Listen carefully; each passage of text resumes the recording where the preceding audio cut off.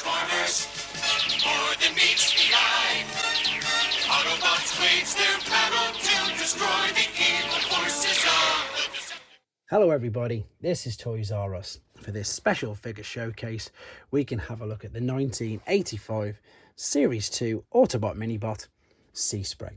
So what we're going to do with this video, we're going to have a quick look at him in both of his modes to help you decide how you want to display him. We'll have a look how they've managed to update and make better figures of him through the years. I'll point out some things that you need to be aware of if you have to purchase one for yourself. And as I'm lucky enough to have some in packaging, we can have a look at the artwork and the fantastic battle scenes on the back of that. Right then, let's get started. And I'd just like to remind everybody, if you're not a subscriber of this channel, to please hit that subscribe button for me now, because it really does help this channel out. So here we go. Oh, there we go. Funny enough, we might as well start with that. There's some corrosion on the back of this. That is something to be aware of. You can tell I wasn't even aware of that. That's because I have this guy in robot mode and I didn't realize it. Looking at the actual bot itself, the articulation points are literally all you can see, which is the movement there in his arms, which I know is incredibly basic, but anybody who was a child in the 80s or collected Transformers as a kid in the 80s would have always had a couple of mini bots, purely because this particular reason. They are so simple, they are basic, and they really did hit that price point ever so well. So you could afford them on pocket money, shall we say. Because it was 1985, there is a rub sign on the front. I suppose loose joints can be something to be aware of. You can see that's incredibly loose, and also this suffers from the main, I suppose, thing to be aware of with this particular figure is the damaged propellers. You get that all the time. The transformation process is so super simple. It's literally pull the legs out all the way out and then fold it up, fold the head back, and there is the arms. I suppose you can need to be aware as well of some sun fade that you get in the white of the plastic. But again, super simple figure, super basic. And I think what made him stand out for me as a child, and I was lucky enough to have one of these as a kid, is that throughout the whole range of figures released in 1985, he was the only water-based, or yeah, I suppose that's it, water-based figure that was released. The rest were obviously all land or air. This guy had his own little niche, obviously, which is brilliant. I say the things to be aware of are the propellers, corrosion, and loose joints. He has been updated through the years. The first and foremost, apart from the Generation 2 one that I've got to show you anyway, it was from 2010, and this was from the Hunt for the Decepticons toy line. And you know what? I actually do really like this figure. It's brilliant. You obviously can't put them in the same league.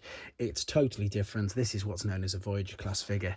And of course, it's way better for articulation, etc. But I brought this figure because I just really liked it. And it really reminded me of the nostalgia of having the little Seaspray. Now, the more recent one was from the Titan's Return in 2017, which is this guy. And again, much improved.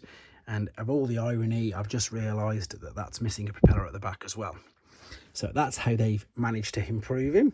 Again, but that's it. Minibots, they are basic and they hit that amazing price point. Let's have a look at some of the carded examples I've got then. So this is original Hasbro one. And you can see there, he is inside. There's literally obviously nothing else that comes with, no accessories. This isn't one of the carded ones which has an offer for a patch or things like that. On the back, you've got the very basic transformation process. We've got this lovely battle scene. This is the 1985 battle scene, which of course shows the Dinobot Shockwave in the infamous red tracks in there. And there we've got the tech spec as well. Now, the one to the right-hand side, this one's quite a rarity now, and I'm really pleased I'm able to show you this in honesty. And thankfully, even though they're that far apart, you can probably see the difference straight away. And one of the main differences is just the yellow of this particular figure. It is much brighter yellow. So this particular one you're looking at is the elgreco, which is the Greek. And you can see it says elgreco, and there is his name in Greek. Yeah, so this was obviously made and produced in Greece, so that's probably why you've not seen it. And again, for people who are new to my channel, I just love to try and find variants. Now, this is what's super special about this. On the back, we haven't got the tech spec, but we've got all of the other figures, 2, 4, 6, 7 of them. Now, they were the only ones that elgreco made of the mini-bots, so it's not all of them, it's just the selection they made. You've got the transformation process as well, But look at this. This artwork I've not seen in anything else anywhere. It's looking maybe a little bit like the glow-in-the-dark poster, all stuck together, but it's not used pretty much on anything else in the Transformers out there that I've seen, in honesty, apart from maybe that poster, but definitely not on the back of a card of the particular figure in question. So there you go, guys. I hope this brought back some nice memories for you. Again, he is super basic, but I suppose he's just adorable. He's a great little figure. If you're not too fussed about the propellers, you can pick him up super cheap as well. So an easy addition to anybody's collection.